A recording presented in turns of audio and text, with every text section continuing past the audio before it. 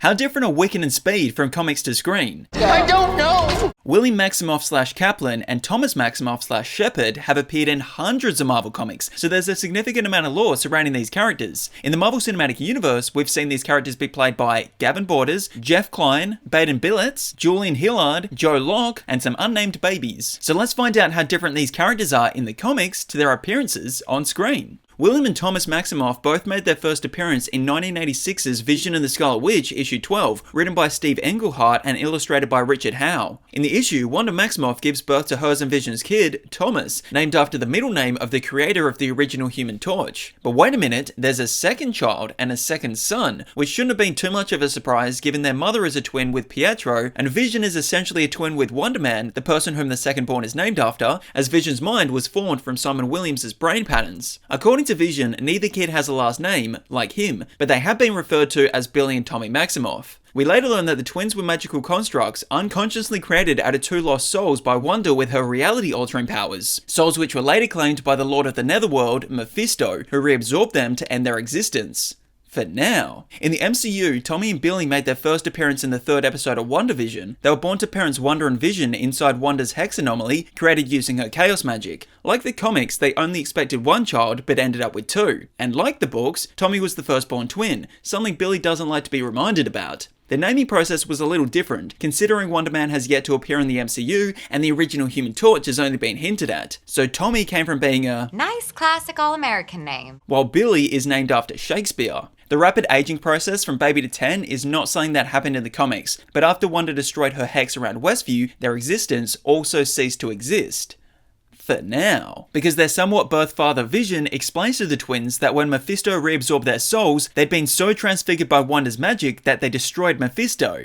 For a period of time. Their souls were set free when William was reborn into Billy Kaplan's body and Thomas in Tommy Shepard. The boys were made aware of this in the 11th issue of 2005's Young Avengers run, but the first appearance of these characters' iterations were in issue 1 for Billy and 10 for Tommy, both written by Alan Heinberg and illustrated by Jim Cheung. In issue 1, there's a team of heroes referred to as Young Avengers, consisting of Teddy Altman's Hulkling, Eli Bradley's Patriot, and Billy, who initially went by Asgardian, styling himself after Thor and initially only using electricity-based spells. They tried to be heroes but accidentally made things worse before being interrupted by Iron Lad, who later revealed himself to be Kang from the 30th century, warning them that Kang the Conqueror is coming. By issue 10 of Young Avengers, Kang the Conqueror had been taken care of, Kate Bishop's Hawkeye and Cassie Lang's Stature had joined the team, Iron Lad had left, and Billy had changed his hero name to Wiccan to more reflect his powers, having moved on from just electricity magic. In this comic, Vision suggests expanding the team, identifying Thomas Shepard, who has super speed abilities. The team heads to New Jersey to recruit him, but he's currently in a juvenile detention center, so it's a breakout. Tommy tries to kill the doctor who's been doing tests on him, but the Young Avengers make him choose whether he's going to be a superhero or a supervillain.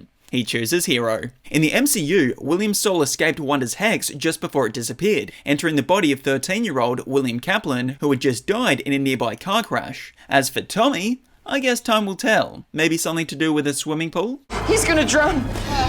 It's a bad place! Oh, it usually is. Like most great characters, Tommy and Billy have a complex personality. Billy Kaplan is the eldest of 3 sons to Jeff, a cardiologist, and Rebecca, a psychologist who lived on the Upper West Side of New York City. Because Billy is gay, he struggled with bullies in school. After one particular encounter, the Scarlet Witch came across Billy sitting outside Avengers Mansion, not realizing this was his son, and questioned his injuries before encouraging him to stand up for himself. The next day at school, Billy stood up to his bully, where his powers manifested for the first time, nearly killing his tormentor. Despite being bullied at school, his parents were accepting of his sexuality, although they were not aware he was a witch nor an aspiring superhero. However, when they found out, they pressured him to sign the Supers Registration Act, something he was against. In the MCU, we haven't seen much of Billy's school life, but we do know that he's gay. He also lives in New Jersey as opposed to New York and has no younger siblings, but they did carry over his religious belief. Another aspect that carries over is his curiosity. Billy is a character who always wants to know more about himself and help others. Thomas Shepard lived in Springfield, New Jersey, as the son of Frank and Mary Shepard, who divorced when he was young. Because of the misuse and still trying to learn his super speed powers, Tommy has been in and out of juvie most of his life, where he was tested and experimented on, trying to turn him into a weapon before the Young Avengers helped him escape.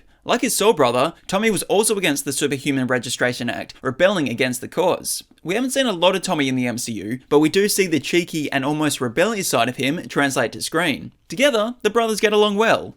most of the time. I'm the cool twin?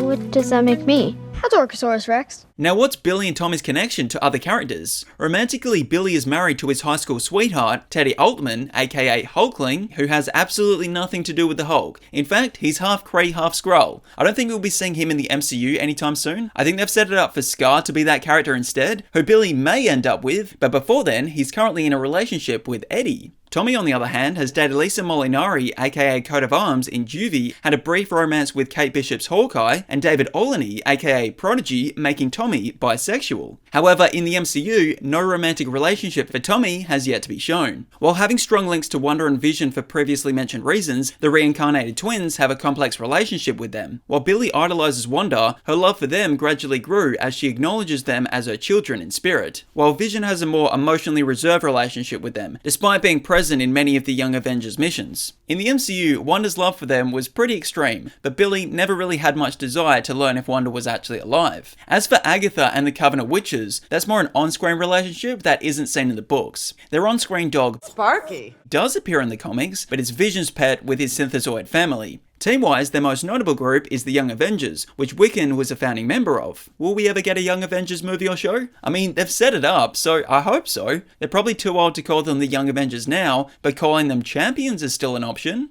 I'm putting together a team, and I want you on it.